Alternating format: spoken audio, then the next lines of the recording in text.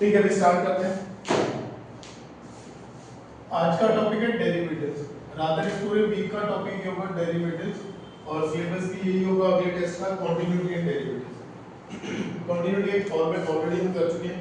अगर इस वीक में टाइम मिलेगा तो कॉन्टिन्यूटी के क्वेश्चन प्रैक्टिस कर लेंगे, बट प्राइमरी फोकस होगा डेरिवेटिव। ठीक है, डेरिवेटिव के सारे कॉन्सेप्ट समझना, डेरिवेटिव के सारे different type of question solve करना, ताकि हर एक टाइप के क्वेश्चन हमें समझ में आए कैसे सॉल्व होना है। एक बार थोड़ा बहुत डेरिवेटिव मैंने पहले पढ़ लिया था, एक बार क्विक रिकैप दे देता हूं उसका। डेरिवेटिव में क्या था, सबसे पहले हमने इसमें पढ़ा था कि अगर एक किसी फंक्शन का डेरिवेटिव कर किसी भी चीज का डेरिवेटिव करने का मतलब है उस derivative of y change in y with respect to change in x। और जब ये change with respect to x जो है ये बहुत ज्यादा छोटा हो जाए, then we call it derivative dy by dx। ठीक है, इसको लिखने के कई तरीके हैं, कोई ऐसे लिख रहा है dy by dx, ठीक है, और कई बार हम ऐसा लिखते हैं dfx by dx, ठीक है, ऐसे भी लिखते हैं f dash x। देन एक रिलेशन हमने देखा था dy by dx is equal to 1 upon dx by dy, कि dy by, अगर मैं पूछूंगी y with respect to x and x with respect to y में क्या रिलेशन है, तो उनका रिलेशन है कि dy by dx जो होगा वो 1 upon dx by dy होगा। ठीक है, देन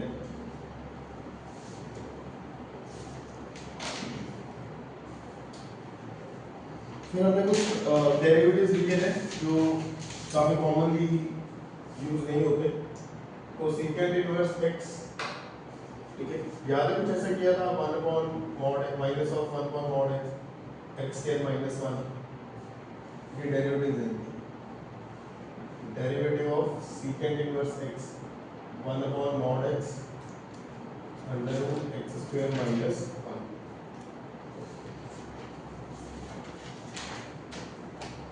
अगर हम फ्रैक्शनल पार्ट फंक्शन का डेरिवेटिव करते हैं दैट इज 1।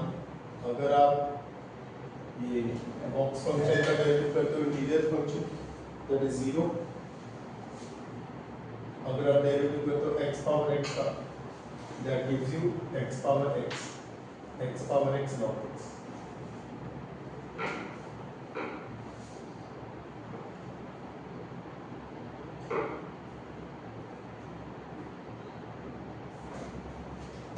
ठीक, एक हमने अलग अलग टाइप के डेरिवेटिव हमारे पास हमें मेनली पैरामीट्रिक फंक्शन होता है, जैसे आपने कोर्स में देखा वैसे पैरामीट्रिक फंक्शन एक टाइप का जिसके हम डेरिवेटिव्स करते हैं, एक इम्प्लिसिट फंक्शन है जिसके हम डेरिवेटिव करते हैं।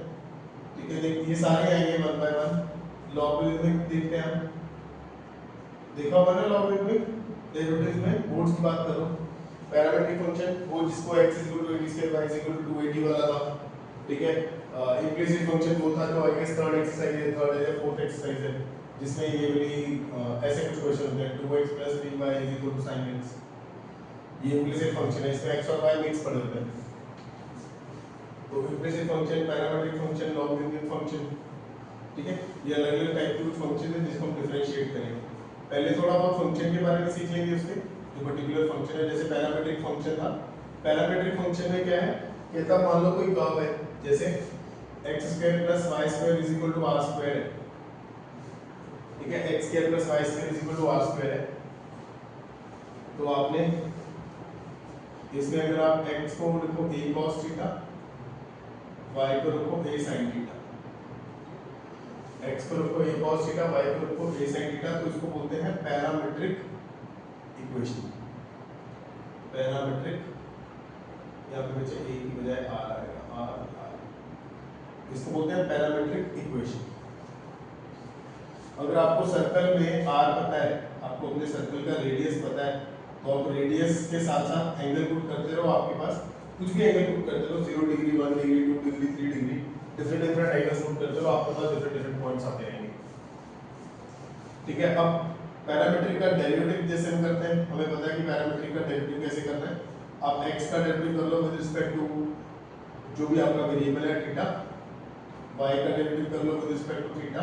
आपको अगर dy by dx चाहिए तो अब दोनों को डिवाइड कर लो, dy by d theta dx by d theta that gives you dy by d। करा हुआ हमने ऐसा। इसमें सीखने वाली बात ये है कि बस ये इसका पैरामीट्रिक इक्वेशन है। जैसे हमने अब y स्क्वायर उसमें हमने ये भी सीखा था y square is equal to 4ax है, तो अगर आप x को लिखते हो ad स्क्वायर तो y बन जाएगा आपका 2ad। ये पैराबोला की पैरामीट्रिक इक्वेशन, ये पैराबोला की पैरामीट्रिक इक्वेशन है। ये पैराबोला की पैरामीट्रिक इक्वेशन में बच्चे कुछ इक्वेशंस होती हैं स्टैंडर्ड, कुछ इक्वेशन होती है स्टैंडर्ड, कुछ इक्वेशन होती है जो आप खुद बना सकते हो, ठीक है। कुछ इक्वेशन होती है वो आप खुद बना सकते हो। जैसे अगर एक पैराबोला है मेरे पास x square is equal to y, x square is equal to y, मान लो मेरे पास पैराबोला की इक्वेशन है, सॉरी पैराबोला की एक इक्वेशन है x square is equal to y, आपने x को रखा t तो y आ जाएगा t स्क्वायर। तो इसके पैरामीट्रिक इक्वेशन क्या होगी, ये इसकी पैरामीट्रिक, अगर x को t रखूंगा तो y क्या बन जाएगा, t स्क्वायर बन जाएगा अपने आप। तो ये इसकी पैरामीट्रिक इक्वेशन होगी, ये इसकी पैरामीट्रिक इक्वेशन होगी, ठीक है। ये तो बस जो मैंने जैसे बोला ये वाली अब जैसे यहाँ पे भी आप अगर x को t रखोगे, अगर आप यहाँ पे x को t रखोगे तो y क्या बनेगा, x को t रखोगे तो y क्या बनेगा, r square minus t square under root, r square minus t square under root, ठीक है। तो ये एक पैरामीट्रिक इक्वेशन हो सकती है। ये जो हमने लेफ्ट साइड पे लिखी है ये इनकी स्टैंडर्ड इक्वेशन है, ठीक है। वो हमें स्टैंडर्ड इक्वेशन देगा तो स्टैंडर्ड इक्वेशन की तरह यूज कर लेंगे। या कहीं पे हमें पर्टिकुलर पैराबोला की चाहिए होगी तो हम उसमें ये पैरामीट्रिक इक्वेशन, जब एक कॉनिक सेक्शन का चैप्टर हम करेंगे तो कॉनिक सेक्शन के चैप्टर में पैरामीट्रिक इक्वेशन हमको स्टैंडर्ड याद होनी चाहिए होती है कि स्टैंडर्ड इक्वेशंस क्या है।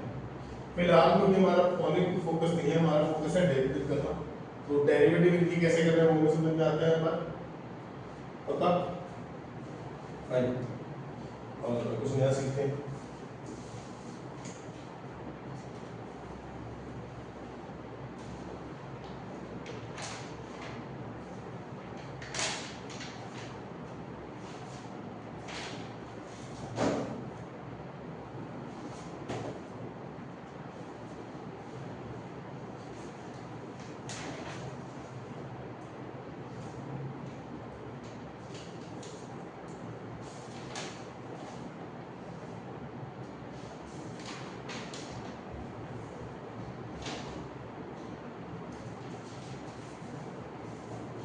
ठीक है,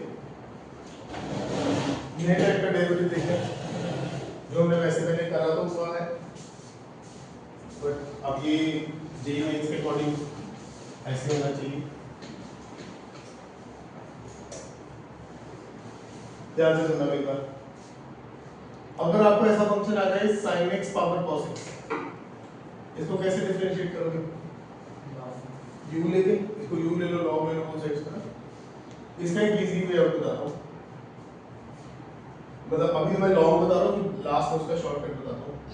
कहता है मान लो function to the power function आता है, function to the power function आ जाए तो आप क्या कर सकते हो, एक तो इसको लॉग लेने की बजाय इसको आपको पता है हम x को लिख सकते हैं e to the power log x, ऐसा लिख सकते हैं, किसी भी नंबर को e to the power log करके लिख सकते हैं, पता ना, e और log आपस में एक दूसरे को बैलेंस कर देते हैं।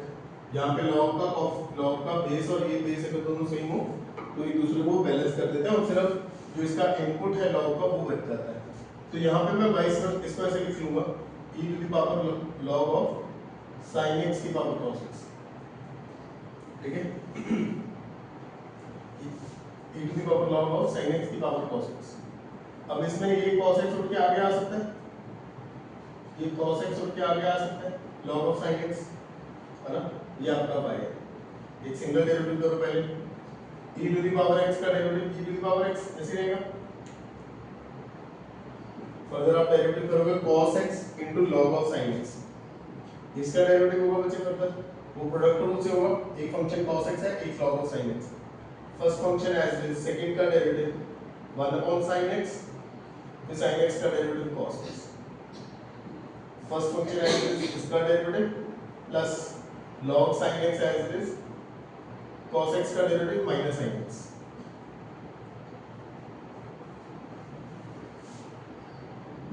e to the power cos x log of sin x ये आ जाएगा cos square x upon sin x minus sin x into log sin x।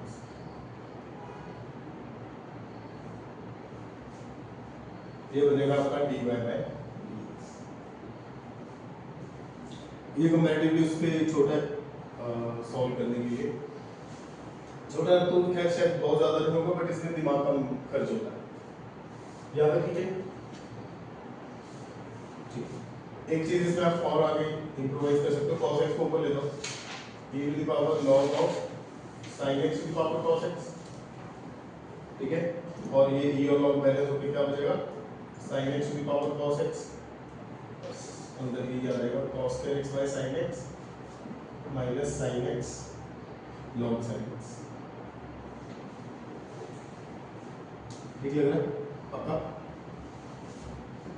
चलो एक तो ठीक है, इसका शॉर्टकट बताता हूँ, इसका शॉर्टकट बताता हूँ, लिखे हुए हैं।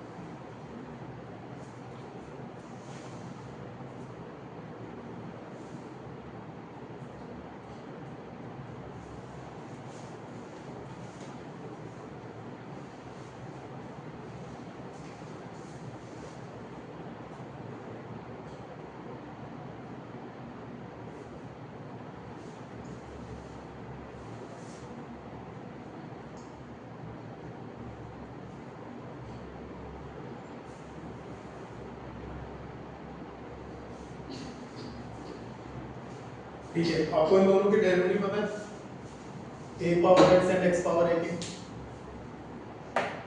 What will be the derivative of a power x? a power x का डेरिवेटिव क्या होता है बच्चे? a power x log a, है ना। x पावर a का डेरिवेटिव क्या होगा? a आगे आ जाएगा, x की पावर a माइनस 1, ऐसे होता है। अच्छा ये बात बताओ, instead of a power x अगर ऐसा होता कोई फंक्शन है f, उसकी पावर a होती, अगर a की पावर fx होता या फिर यहाँ पे fx की पावर a होता, पहले नीचे में रखता, इसका डेरिवेटिव क्या होता? fx whole power a। Instead of x अगर कोई फंक्शन होता जैसे sin x है, cos x है, tan x है, ये आ गया a minus 1 fx की पावर a minus 1, यही होगा नहीं, fx का भी तो फर्दर डेरिवेटिव होगा, ठीक है। इधर बताओ, अरे इधर बताओ क्या होगा? a की पावर fx है, a पावर फंक्शन log है, फिर वो fx करेगा, ठीक, a power fx log a function का डेरिवेटिव fx, ठीक है। अच्छा अब मैं तुम्हें बोलूं, मैंने बोला मैं इसका शॉर्टकट बताता हूँ। शॉर्टकट जैसे सिर्फ एक एग्जांपल के लिए, तो मान लो पहले फंक्शन है fx की पावर gx, है ना, इसका आपने डेरिवेटिव ढूंढना था। कहता आप एक काम करो, इसको ट्रीट करो एज fx पावर a की जगह gx, मतलब gx को कांस्टेंट समझ लो आप, ठीक है, gx को कांस्टेंट समझ लो। मैंने कहा अगर gx को मैं कांस्टेंट समझ लूंगा, फिर इसका डेरिवेटिव कैसा करना है? कहता है एक बार इसको कांस्टेंट समझ लेना, ऊपर वाले को कांस्टेंट, मतलब x पावर a वाली शेप होगी, तो ऊपर वाला कांस्टेंट है, तो कैसे डेरिवेटिव होगा? ये आगे नीचे आ जाएगा, और इधर क्या बन जाएगा fx की पावर gx माइनस 1। gx आगे आ जाएगा, ऊपर क्या हो जाएगा gx माइनस 1, फर्दर हो जाएगा f डैश x, फर्दर हो जाएगा f डैश x। बातें सुन रहे मुझे समझ में आ रही है पक्का कि a उठ के आगे चलेगा। अब gx मेरे वेरिएबल तो है नहीं, तो मेरे लिए कांस्टेंट है, तो कांस्टेंट है तो उठ के आगे जाएगा, पावर में माइनस 1 होगा, फिर जो वेरिएबल था उसका डेरिवेटिव होगा। नेक्स्ट टाइम कहता आप वाइस वर्सा कर लो, पहले आपने gx को कांस्टेंट समझा था, अब आप fx को कांस्टेंट समझो। पहले आपने gx को कांस्टेंट समझा था, अब आप fx को कांस्टेंट समझो। अगर आप fx को कांस्टेंट समझते हो फिर वो ये वाला फॉर्मूला बनता है, यहाँ तक ये वाला फॉर्मूला बनता है अभी, ठीक है। मेरे लिए gx वेरिएबल है तो क्या बनेगा a पावर x, ये मेरे लिए दिमाग में कांस्टेंट है ना, a power x log a, log a मतलब fx। फर्दर gx का तो डेरिवेटिव करना पड़ेगा, नहीं मुश्किल लग रही बात समझ में? अगर ये मुश्किल लग रही है तो आप क्या करो, जस्ट और ज्यादा समझ में आया वैसे है ना, फिर भी चलो अगर ऐसा लग रहा है कि दिमाग को प्रोसेस करने में डिफिकल्ट लग रहा है, इसको a मान लो, फिर तुम्हें डेरिवेटिव करना आसान लगेगा कि a आगे आ गया, इधर a माइनस 1 हो गया, f डैश x हो गया, बाद में फिर से a को gx के साथ रिप्लेस कर लो, fx की पावर gx, gx आगे आ जाएगा, gx आगे आ गया, इधर आ गया fx की power gx minus 1 multiply by f dash x। Similarly यहाँ पे भी आप a पावर gx लिख लो, तो हो जाएगा a power gx into log a into g dash x, बाद में फर्दर a को रिप्लेस कर दो वापस से gx के साथ, ठीक है। कहता है ये दोनों करके आप इनको ऐड कर लो, वो आपका फाइनल आंसर है। ये दोनों करके आप उनको ऐड कर लो, वो आपका फाइनल आंसर है। इनको ऐड कर लो, gx fx की power gx minus 1 into f dash x plus fx power gx log of fx into g dash x, ये होगा बच्चे, ठीक है। अब जो वो डेरिवेटिव हमने यहाँ पे एग्जांपल ली थी, इसको मैं सॉल्व करके दिखाता हूँ इसकी तरह से। कहता है डेरिवेटिव करना है आपने किसका, sin x power cos x का, इसका डेरिवेटिव करना है। कहता है instead of taking any kind of u और taking e to the power log, आप डायरेक्ट कर सकते हो, पहले इसको कांस्टेंट मान के चलो। कहता है cos x आगे आ जाएगा, sin x की पावर में क्या हो जाएगा cos x माइनस 1, ऐसे ही होगा, मल्टीप्लाई बाय इसका डेरिवेटिव, ये वेरिएबल था ना sin का डेरिवेटिव cos x, ऐसे ही होगा। फर्दर प्लस cos x, अच्छा फिर उसके बाद हमने इसको कांस्टेंट माना था, इसको वेरिएबल माना था, अब इसको कांस्टेंट इसको वेरिएबल मानेंगे, तो आएगा sin x power a power x log a, cos x का डेरिवेटिव करो minus of sin x, cos x का डेरिवेटिव करो minus of sin x, minus sin x cos square x by sin x,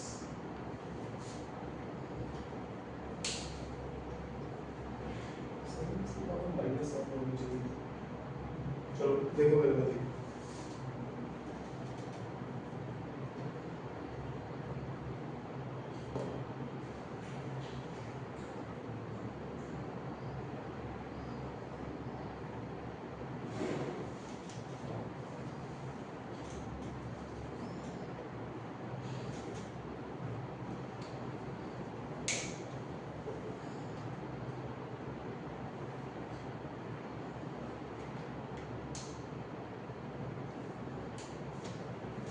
इसे आप देखो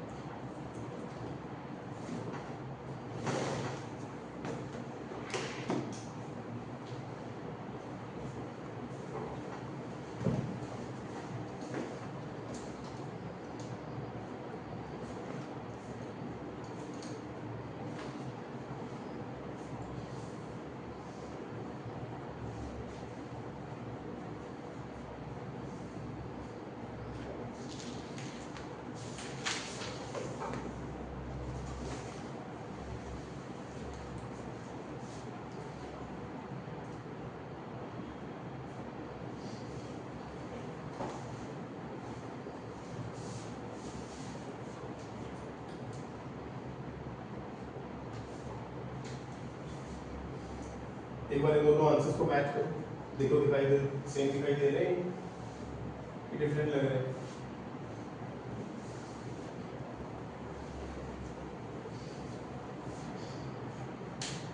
एक ही function का derivative किया ना, जो यहाँ से आना चाहिए वो यहाँ से आना चाहिए, सेम है कि डिफरेंट है? अगर डिफरेंट है तो क्या इसको वो बना सकते हैं? हेल्प करता हूँ सोचने में।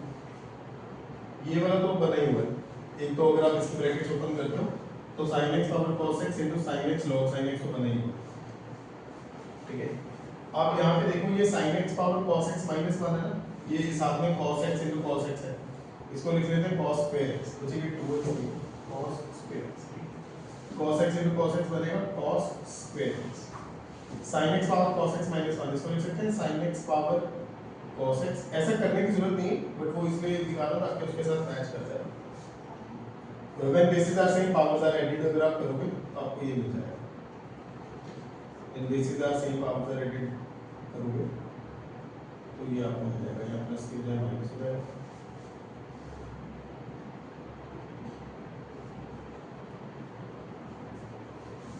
तो that's it। अब इसको कॉमन ले लो, sin x power cos x।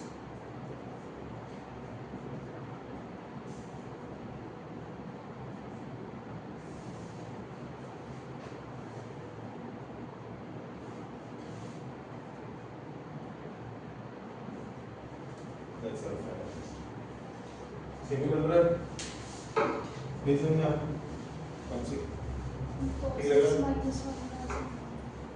हाँ जी, ये बच्चे इसको कांस्टेंट रीड किया था ना cos x को, x तो x पावर n का डेरिवेटिव निकाला, x पावर n का डेरिवेटिव क्या होगा, ये आगे आएगा x power a minus one, cos x को कांस्टेंट रीड कर ले, आगे जाएगा तो आगे cos x ये बनेगा sin x cos x minus one. ये समझ आता है जो नीचे वाले सब ये वो bases are same, power are added ऐसे कर लो, ठीक है। नेक्स्ट देखो, ये एक शॉर्टकट था to treat function power function, ठीक है, to treat function power function.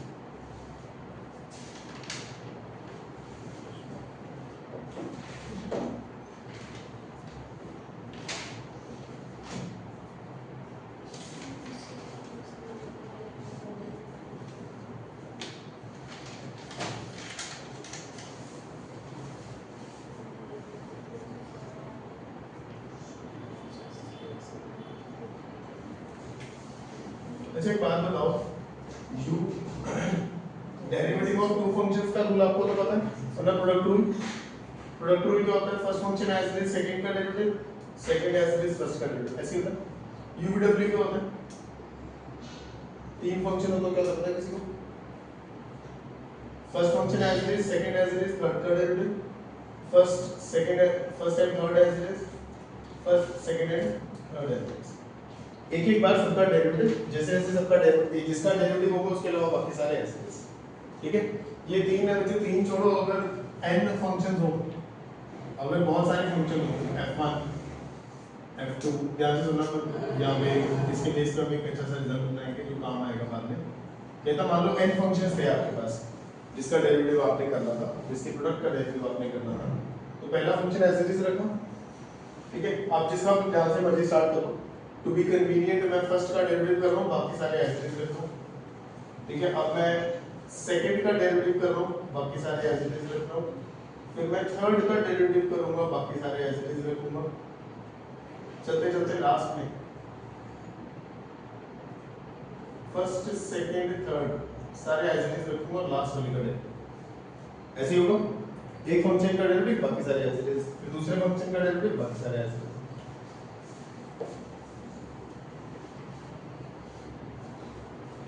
कहता है एक बार इसको देखो दोबारा, मैंने कहा ठीक है ये तो फंक्शन है ना, इसको y नाम दे दूंगा, इसका y डैश करो, सॉरी log ऑफ y करो, log लगाओगे अगर इसके साथ तो यहाँ पे भी log लग जाएगा, तो सब मल्टीप्लाई में सब एडिशन में कन्वर्ट हो जाएंगे, सब मल्टीप्लाई में सब एडिशन में कन्वर्ट हो जाएंगे, सब मल्टीप्लाई में सब एडिशन में कन्वर्ट हो जाएंगे, सब मल्टीप्लाई में सब एडिशन में कन्वर्ट हो जाएगा। ठीक है, इसका डेरिवेटिव कर लो। log y का डेरिवेटिव क्या होगा 1 बाय y डैश, f1 का डेरिवेटिव क्या होगा 1 by f1 f1 dash, 1 by f2 f2 dash, 1 by f3 f3 dash, 1 by f3 f3 dash, चलता रहेगा 1 by fn fn dash, 1 by fn fn dash. ठीक है, इस y को उठा के उधर दे दो, y को उठा के उधर दे दो, y को उठा के उधर लेके जाओगे तो ये इधर बनेगा f1 f2 और up to fn, ये बनेगा f dash upon f1 f1 dash upon f1 f2 dash upon f2 f3 dash upon f3 fn dash upon. ये तब अगर लॉग लगा दिया तो पहले हमने इसी में डेरिवेटिव किया था तो थोड़ा लंबा चौड़ा दिख रहा था, अब कंपैरेटिवली सिंपल दिख रहा है। मैं दिखाता हूँ जरा, इन दोनों में डिफरेंस देखो जरा, इन दोनों में डिफरेंस देखो। इन दोनों में क्या है कि पहले आपको ना ये फंक्शन बार-बार इतना लंबा लिखना पड़ रहा था, ठीक है। अब क्या है, आपने सिर्फ एक बार अपना फंक्शन लिखा हुआ है, फिर आप पहला फंक्शन उठाओ, उसका derivative on same function, derivative on same function, derivative on same function. ठीक है, एक एग्जांपल देता हूं, रैंडम एग्जांपल लेते हैं। जैसे मान लो x + 3 का square plus not plus multiply by x - 1 plus power 4 x - 3 denominator में ले सकते हैं, x - 4 की पावर मान लो ऐसे फंक्शन है। ठीक है, अब इसको लगाने के लिए कंडीशन दी है, वो कंडीशन इसको डेरिवेटिव करने के बाद बताता हूँ। क्या था, मान लो आपने इसका डेरिवेटिव करना था, पहले लॉग लेते, लॉग की प्रॉपर्टी लगाते, फिर डेरिवेटिव करते, तो आप इसको डायरेक्ट डेरिवेटिव कर सकते हो। डायरेक्ट डेरिवेटिव क्या करना है, कहता है जब इसका y डैश करो, पहले तो फंक्शन एज इट इज लिखो, पहले तो ये फंक्शन एज इट इज लिखो, पहले तो ये फंक्शन एज इट इज लिखो, फिर क्या करो, पहला फंक्शन उठाओ, उसका derivative of same function x + 3 का स्क्वायर का डेरिवेटिव क्या होगा 2 x + 3, फर्दर x + 3 का डेरिवेटिव मान लो है ना, डिवाइडेड बाय जो फंक्शन है जिसका आपने डेरिवेटिव किया, इसका डेरिवेटिव किया तो ये प्लस सेकंड फंक्शन का इसका डेरिवेटिव करो x - 1 का क्यूब अपॉन x - 1 की पावर 4।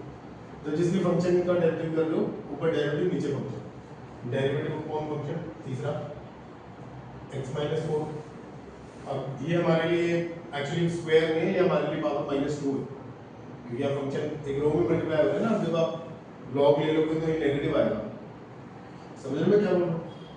ठीक है, तो आपको अपने आप समझ में आना चाहिए कि ये ऊपर जाकर पावर -2 होगी थी, तो -2 के अकॉर्डिंग आप डेरिवेटिव करो, -2 x की पावर 4 -3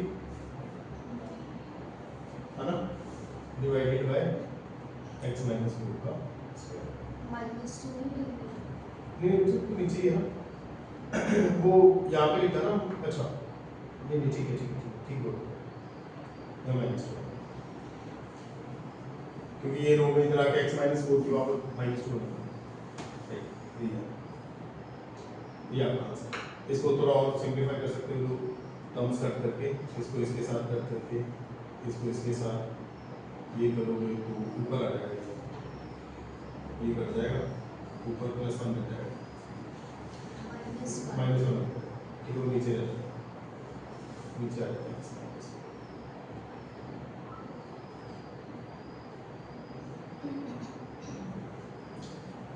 ये बस एक अच्छा, इसमें कंडीशन है, कंडीशन ये कहता है कि लॉग लगाने वाले जो लगने वाले फंक्शन जिनके ऊपर लॉग लग रहा है, वो लॉग की जैसे डोमेन होती है ना 0 to ∞, log x की डोमेन क्या होती है 0 to ∞ डोमेन होती है।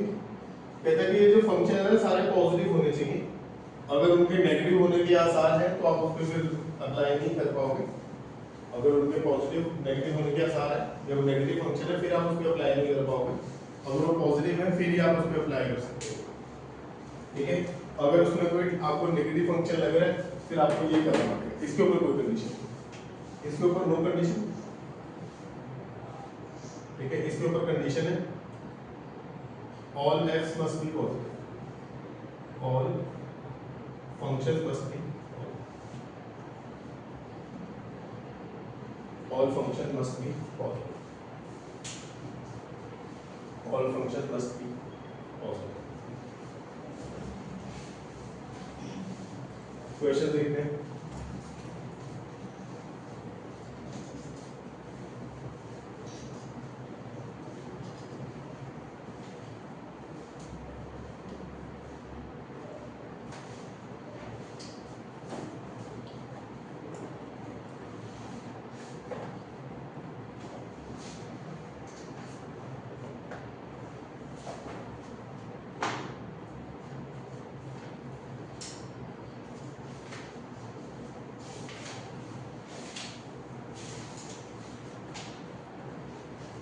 एक फंक्शन आपके पास ax cube plus bx square, ये 2024 का क्वेश्चन है। ax cube plus bx square plus cx plus d, ये आपका फंक्शन है। आपको गिवन है f10, आपको गिवन है f10, नहीं सॉरी नॉट 0, f1 गिवन है, या डी नहीं है या 41 है, ठीक है। f1 गिवन है हमें 40, फिर हमें गिवन है f dash 1 2, f dash 1 given है हमें 2, f डबल डैश 1 गिवन है हमें 4। फाइंड करना है a square plus b square plus c square, ये निकालना है। और इसका हिंट दे दो, ठीक है, खुद आप ट्राई कर सकते हैं। ये ऐसे लेवल का क्वेश्चन है, कोई बिल्कुल भी इसमें जेई वाला में कोई एक्स्ट्रा दिमाग नहीं चलाना है। जैसे उसमें बोले कि f(1) के लिए आपने क्या करना है, x में 1 पुट कर देना है, x को 1 से रिप्लेस करना है। f(1) क्या बनेगा सर, यहाँ 1 यहाँ 1 यहाँ 1 है ना, तो बन जाएगा a plus b plus c plus 41, ये बनेगा f(1) a plus b plus c plus 41। f dash, अब हमें f डैश 1 चाहिए। f डैश 1 के लिए पहले f डैश x तो हो मेरे पास, that will be 3ax square plus 2bx plus c, ठीक है। f डैश 1 क्या होगा, 3a plus 2b plus c। Then अब मुझे f डबल डैश 1 चाहिए, तो उसके लिए पहले f डबल डैश x निकाल लेते हैं, 6ax प्लस 2b, तो इसमें डबल डैश में आप 1 पुट कर दो, 6a प्लस 2b, ये वाला इक्वेशन 40 के इक्वल है, ये वाली इक्वेशन 2 के इक्वल है, ये वाली इक्वेशन 4 के इक्वल है। मैं पहले ये जो इक्वेशन हमारे पास बनी है इसको सिंपलीफाई करके लिख लेते हैं। a plus b plus c, a plus b plus c is equal to -1, 3a plus 2b plus c is equal to 2, 6a plus 2b is equal to 4। इन तीन इक्वेशंस को सॉल्व करना बहुत आसान है, इन तीन इक्वेशंस को सॉल्व करना बहुत ज़्यादा आसान है, आप कर लोगे और आंसर भी आ जाएगा। क्वेश्चन में कुछ सोचने वाला नहीं था, फंक्शन में मान पुट करने को बोला, डेरिवेटिव में मान पुट करने को बोला, डबल डेरिवेटिव में मान पुट करने को बोला। जब मैंने ये कर लिया तो मेरे पास तीन इक्वेशन बन गई, लीनियर इक्वेशन है, ये 3 वेरिएबल्स 2 वेरिएबल्स, ठीक है। तो हमें 3 वेरिएबल्स वैसे भी ट्रीट करना आता है, पर ये कंपैरेटिवली इजी है क्योंकि एक में एक वेरिएबल मिसिंग है, तो उससे हमारा काम कम हो जाएगा। और ये फर्स्ट क्वेश्चन है। सेकंड क्वेश्चन देखो, सेकंड क्वेश्चन में क्या है, log of y is equal to 3 sin inverse x। इसमें हल्का सा आपको हल्का सा वैसे नॉर्मली अगर आपका बोर्ड स्ट्रांग है तो भी ये क्वेश्चन सॉल्व हो जाएगा। log y is equal to 3 की power sin inverse x, not sorry 3 की पावर नहीं, 3 मल्टीप्लाई sin inverse x, ठीक है। Then 1 minus x square by double dash, कहता बताओ 1 minus x square by double dash minus xy dash, कहता इसकी value क्या होगी, we have to tell this value। अगर x मेरा हाफ है, अगर x की वैल्यू हाफ है तो इसकी वैल्यू क्या होगी। इसको करने के दो तरीके हैं, एक आसान और लंबा, एक शायद अपने आप समझ में ना आए पर छोटा, ठीक है। पहले छोटा वाला कराता हूँ फिर लंबा कराता हूँ। छोटा वाला भी बिल्कुल मैं कह रहा हूँ, अगर वाला अच्छे से प्रिपेयर है ना आपका, तो छोटा वाला मेथड भी अपने आप हो जाएगा। आप बोथ साइड डेरिवेटिव करो, log y पीछे e का तो कोई रूल नहीं है ना, तुम्हें पता है e कंसीडर्ड नेचुरल लॉग, तो नेचुरल मतलब जो अपना कैलकुलस है उसके अंदर e बेस लिखो या ना लिखो चलता है। log y का डेरिवेटिव होगा 1 by y dash, e power sin inverse x का डेरिवेटिव होगा 3 upon 1 minus x स्क्वायर, यही होगा। ठीक है, इसको सिंपलीफाई कर लो, 1 में 6 के उधर ले जाओ, y को उधर ले जाओ।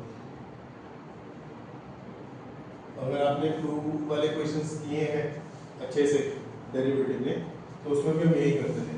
हमेशा जब ऐसी टर्म आती थी तो उसको डाल के इधर उधर ले जाते थे। ठीक है, फिर से फर्दर डेरिवेटिव करो। First function as it is, इसका derivative 1/2 under root 1 minus x square, minus x square का डेरिवेटिव करोगे तो माइनस 2x, 3y का डेरिवेटिव करोगे तो क्या आएगा 3y डैश। गलत कर दिया क्या? हाँ, गलत कर दिया।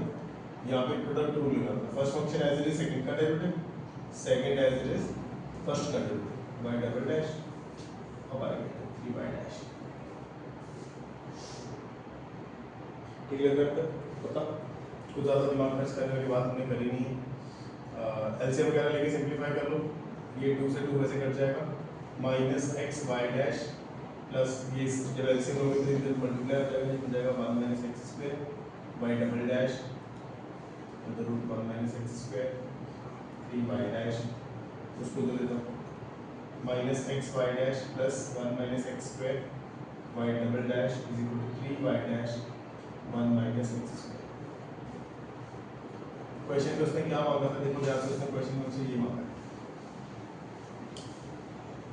देखो क्वेश्चन में ये नहीं है 1 minus x square y double dash minus x y dash, ये क्या मांग रहा है? कब मांग रहा है? जब x की वैल्यू हाफ है। तो मैं यहाँ पे x की वैल्यू हाफ पुट कर लेता हूँ, ये तो मांगा है उसने यार, x की वैल्यू हाफ पुट कर देता हूँ। यहाँ पे x की वैल्यू हाफ पुट करूँगा तो 1/4 हो जाएगा, 1 minus 1/4 will be 3/4 on doing under root we get under root 3/4। y dash बचता है, y डैश के पास जाओगे, y डैश के पास जाओ, y डैश से पूछो क्या वैल्यू मिलेगी, y डैश ने बोला कि इधर आ जाएगा y डैश कह रहा है कि यहाँ तो x की वैल्यू हाफ पुट हो जाएगी, बस y की वैल्यू चाहिए होगी। मैंने कहा कोई बात नहीं, मैं इससे y की वैल्यू भी ले आता हूँ। यहाँ पे आप x की वैल्यू हाफ पुट करो, log y is equal to x की वैल्यू हाफ पुट करो तो कितना आता है, x की वैल्यू हाफ पुट करने पे sin इनवर्स x कितना आता है, by 30 डिग्री 5/6, पता तुम क्या होगा 5/6 ही होगा, ये आ जाएगा 3 into 5/6, 5/6। ठीक है, कटिंग करके क्या आ जाएगा 5/2, ये 3 बना ना एक्स्ट्रा बाहर, log y is equal to 5/2। इधर log का बेस ये है, जब log इधर से हटाएंगे, log कट करता है तो अपना बेस उधर जाके दूसरे का बेस बन जाता है। ये पता ही नहीं पता log कैसे कटता है, log कटता है तो जो log का बेस उधर राइट साइड में जाके राइट साइड को पावर बना देता है और खुद बेस बन जाता है। ये हो गया y is equal to e power 5/2। अब ये y यहाँ पे डाल दो, e पावर 5/2, यहाँ पे सॉल्व करोगे तो मुझे 1 माइनस एक्स के अभी हमने देखा था बोलता है √3/2, इसको सॉल्व करोगे तो बनेगा √3/2, कटिंग हो जाएगी इसके साथ रहेगा 2। ये ओवरऑल बना y डैश, यहाँ पे रखने के लिए यहाँ पे रख दो इसको, फिर 2√3 e power 5/2 into under root 3/2, यहाँ y डैश इस y डैश को इससे रिप्लेस कर दिया,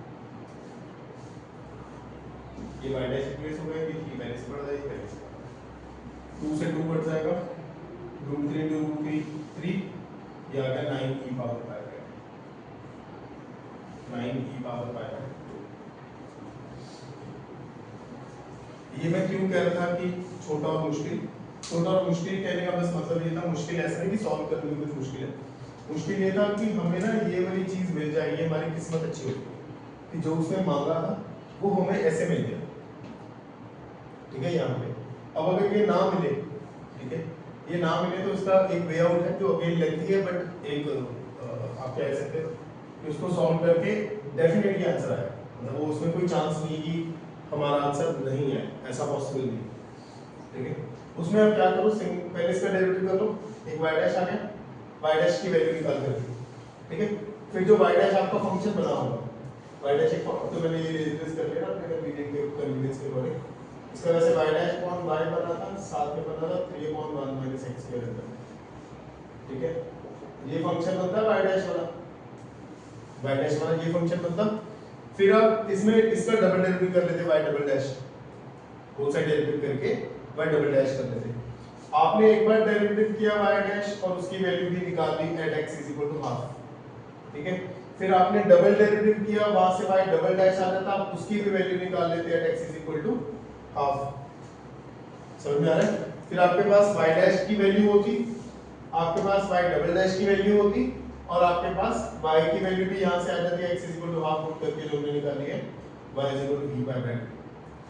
पता लग रहा है क्या हम लोग फंक्शन की वैल्यू तो आपने नहीं निकाली रही थी, आप पुट करके डेरिवेटिव करके फिर उसमें x की वैल्यू हाफ पुट करनी थी, ये आ जाता। फिर डबल डेरिवेटिव में पुट करनी थी, उसके भी कॉरस्पॉन्डिंग कुछ वैल्यू आ जाती।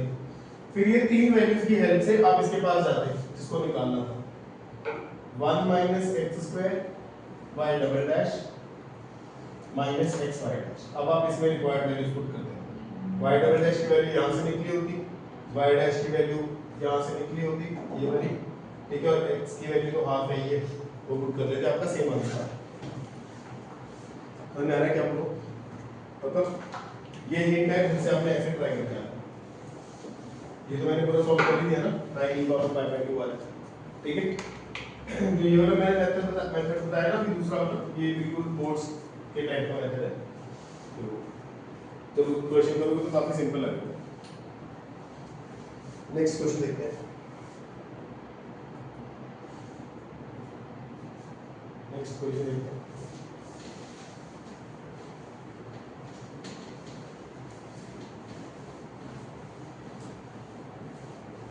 मैं कहता इस बार संडे का जो टेस्ट होगा वो कंटिन्यूटी एंड डेरिवेटिव्स यही होगा, ठीक है। That includes continuity and derivatives. ज्यादा फोकस हमारा डेरिवेटिव्स पे रहेगा क्योंकि कंटिन्यूटी ऑलरेडी की हुई है। नेक्स्ट क्वेश्चन है, क्वेश्चन देखना जरा ध्यान से, बात ऐसे करेंगे जैसे बहुत मुश्किल क्वेश्चन है, ठीक है। अगर आप ठंडे दिमाग से सोचोगे तो क्वेश्चन में कुछ भी नहीं होगा। कह रहा है h of 0 is equal to 0, h of 0 is equal to 0, h of 1 is equal to 1, h dash 0 is equal to h dash 1 is equal to 2, gx is equal to h into h of, ये multiply नहीं बचे, h के अंदर है e power x, e की power hx। कहता बताओ g dash 0 क्या होगा, what will be g dash 0, ये बताना है आपको। what will be g dash 0, g dash 0 क्या होगा। ये हमें चार वैल्यूज गिवन है, h0, h1, h dash 0, h dash 1। कह रहे g dash मांग रहा है हमसे g dash मांग रहा है। क्या g dash करना मुश्किल काम है, क्या इसका डेरिवेटिव करना बहुत मुश्किल काम है। बस इतना ध्यान रखना है, गलती बस आपसे ये हो सकती है कि आप इनको मल्टीप्लाई समझ लो, इसके बाहर आपकी कोई गलती नहीं हो पाएगी, ठीक है। तो इससे ज्यादा और कुछ इसमें ट्रिकी नहीं है। First function as it is भी रखते हैं, सेकंड का डेरिवेटिव e की पावर hx, ठीक है। फर्दर hx का डेरिवेटिव करना पड़ेगा h dash x, आ रही बात समझ में, plus e power hx as it is, इसका डेरिवेटिव करना है h of ex, इसको लिख लिया h dash ex, h का डेरिवेटिव, फर्दर dx का डेरिवेटिव। कोई ऐसा स्टेप तो इसमें नहीं समझ में आया। अगर ये समझ में आया तो उसने तो हमसे g dash 0 मांगा था, आप हर जगह 0 पुट कर लो x की जगह।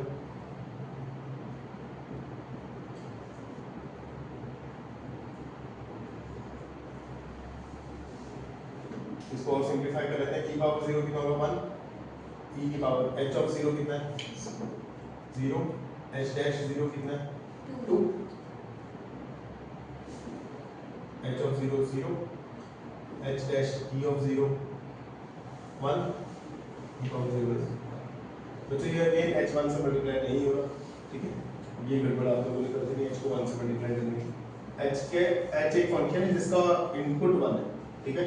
h ऑफ 1 अगर 1 है तो आंसर 1 आएगा, e पावर 0 तो 1 ही रहेगा, e पावर 0 तो 1, h डैश 1 कितना है 2, क्या आएगा 4, आंसर आ जाएगा 4। और क्वेश्चन देखो,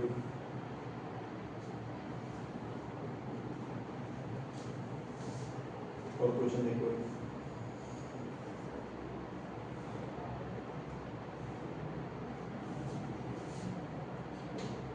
ये भी सही है यहाँ।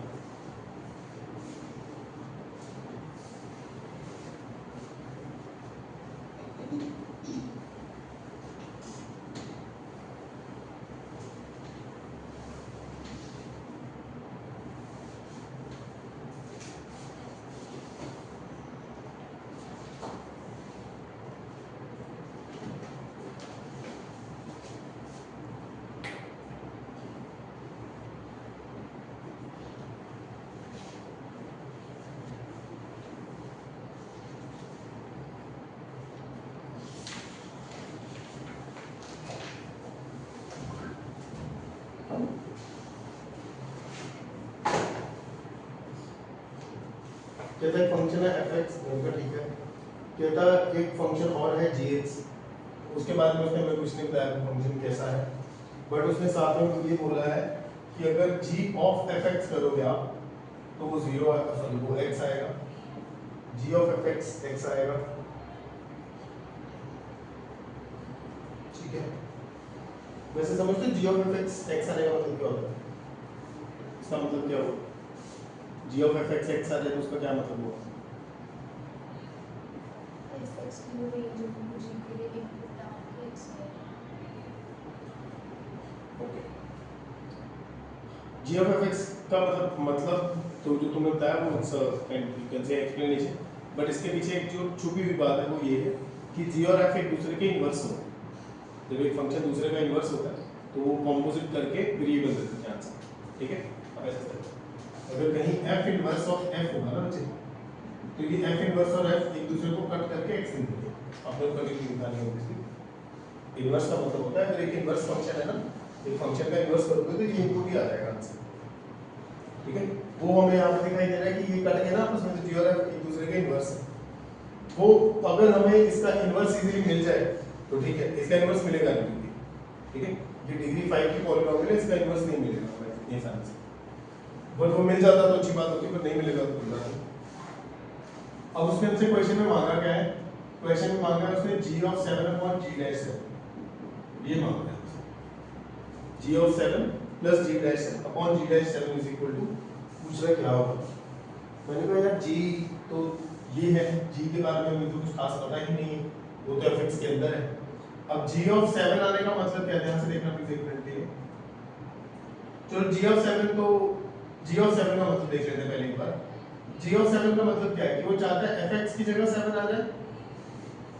g ऑफ 7 का मतलब है अगर मुझे ऐसा x मिल जाए जो मेरे fx को 7 बना दे, मेरे fx को 7 बना दे, तो मैं क्या करूंगा, fx को यहाँ पे 7 से रिप्लेस कर दूंगा, ठीक है। और जो x जिस x ने इसको fx को 7 बनाया होगा वो x मेरा आंसर आ जाएगा, g7 आ जाएगा मुझे। यही बात सुनो, ध्यान से सोचना मैं क्या बोल रहा हूँ, ध्यान से सोचो मैं क्या बोल रहा हूँ। मैं कह रहा हूँ मुझे g ऑफ 7 चाहिए। अब g ऑफ 7 है क्या, g ऑफ fx, g है क्या, मतलब फंक्शन क्या बना g ऑफ fx, ठीक है। अब इस g ऑफ 7 चाहिए होने का मतलब है इस fx की जगह 7 चाहिए। अब ये fx 7 किस वैल्यू के लिए बनेगा वो मुझे पता नहीं, x ही उसको 7 बनाएगा ना, x ही उसको 7 बनाएगा। वो अगर मुझे पता लग जाए कि x किस वैल्यू के लिए उसको 7 बना रहा है, x किस वैल्यू के लिए उसको 7 बना रहा है, तो वही वैल्यू मेरा आंसर हो जाएगी। लेट्स से x 4 पे वो 7 बना रहा है, तो मैं x की वैल्यू 4 यहाँ पुट करूंगा, वो डेफिनेटली 7 ही बनाएगा क्योंकि मैंने बोला। तो अगर x 4 के लिए 7 बना रहा है तो fx 7 बन जाएगा, x तो 4 रहा होगा ना तभी 7 बना होगा, आई बात समझ पक्का। ऐसे मेरे g ऑफ 7 आ जाएगा 4, g ऑफ 7 आ जाएगा 4। तो अब एक बार दोबारा बोलता हूँ कि हमें क्या चाहिए, हमें चाहिए g ऑफ 7, ठीक है। इन शॉर्ट हमें चाहिए x की वो वैल्यू जो fx को 7 बना दे, x की वो वैल्यू चाहिए जो fx को 7 बना दे, ठीक है। तो उसके बाद उसने g डैश मांगा, वो भी देख लेते हैं पहले। उसने g डैश 7 मांगा, पहले मैं g डैश को कर लूं। अब इसका डेरिवेटिव करूंगा तो क्या बनेगा, पहले g डैश होगा अंदर fx as it is multiply by फिर अंदर वाले का डेरिवेटिव f डैश x और x का डेरिवेटिव 1, ठीक है। और मुझे फिर g डैश 7 निकालना है, इसको इधर ही रहने देता हूं, इसको इधर ले आता हूं 1 f डैश x, ठीक है। अब मैं चाहता हूं अगेन x की जगह 7 पुट कर दूं, सॉरी x ऐसा कुछ पुट करूं कि fx 7 मिल जाए, कुछ ऐसा पुट करूं कि fx 7 मिल जाए। वो कोई ना कोई x की वैल्यू रही होगी जो उसका fx को 7 बनाएगी, कोई ना कोई वैल्यू रही होगी जो x को 7 जो fx को 7 बनाएगी, वही वैल्यू f डैश x में पुट कर लूंगा, f का डेरिवेटिव करके उसमें पुट कर लूंगा। नहीं, समझाने का तरीका डिफिकल्ट है, आपको बात सुनने में डिफिकल्ट लगेगी, बट जब ये सर्कल पूरा कंप्लीट हो जाएगा क्वेश्चन सुनने का कि ये कौन सी शुरू हुई, इस पॉइंट पे वापस पहुंचेंगे, तब आपको कंपैरेटिवली वो फिर इजी लगेगा। अच्छा, तो मुझे चाहिए था fx7। अब fx7 चाहिए होने के जो जेन्युइन तरीका है वो ये है कि आप इसको 7 से इक्वेट करो, क्योंकि मुझे ये 7 के इक्वल चाहिए, मुझे पॉलीनॉमियल 7 के इक्वल चाहिए, ठीक है।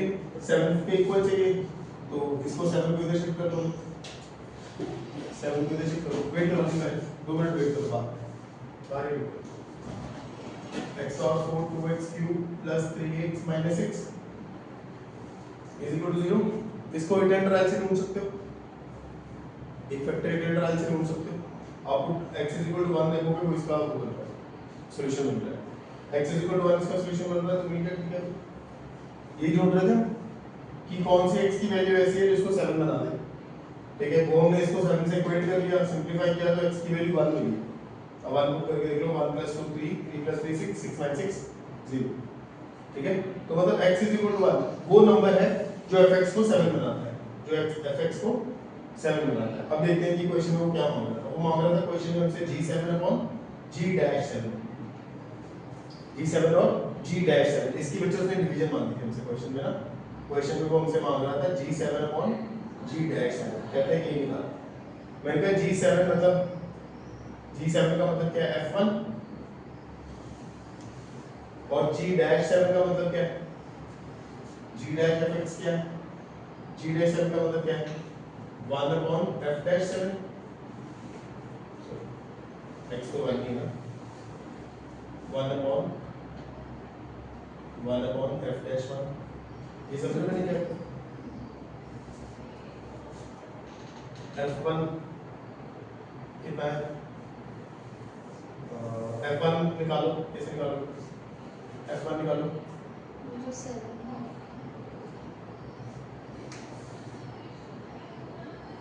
f1 तो 7 ही आएगा। उसे क्वेश्चन मांगा था g7 और g-7, चलो f डैश को करो पहले, f डैश x करो,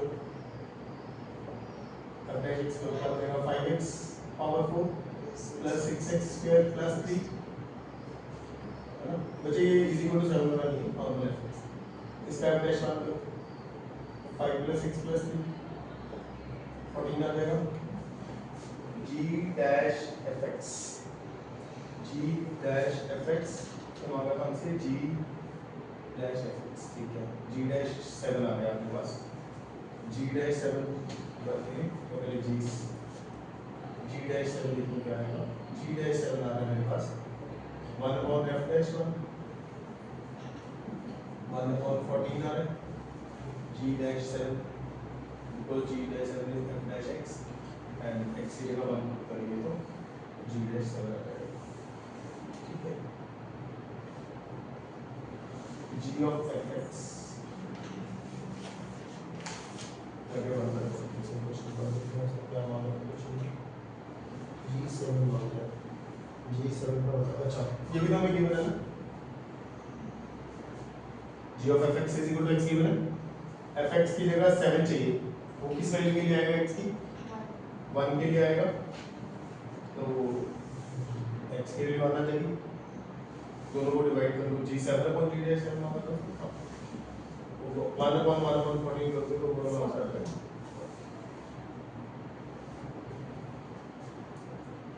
जैसे कि आप लोगों को चेहरे बता रहे हैं कि ये वाली चीज़ आपको समझने में दिक्कत आ रही है। ये G7 है, ये G-7 लेके आने के लिए हमें x को 7 नहीं कुछ चाहिए। नॉर्मली हम जब ब्रैकेट के अंदर वाली चीज़ देखते हैं उसको x समझते हैं, उसने x नहीं बोला, इसके अंदर G के अंदर fx है, fx को 7 बनाना है, वो x = 1 के लिए बनेगा।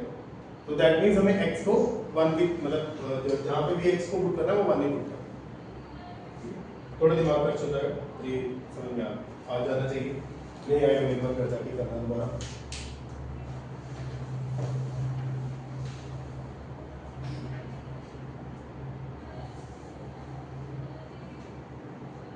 चार क्वेश्चन हमने कर लिए, ठीक है। आपने ये 4 के साथ 10 और कर लेते हैं, ठीक है। ज़्यादा डिफिकल्ट नहीं, डिफिकल्ट लगेंगे कोई बात नहीं, छोड़ देना, मैं करवा दूंगा। बट आप जाके जरूर ये 10 क्वेश्चन और करने हैं, टोटल 14 हो जाएंगे।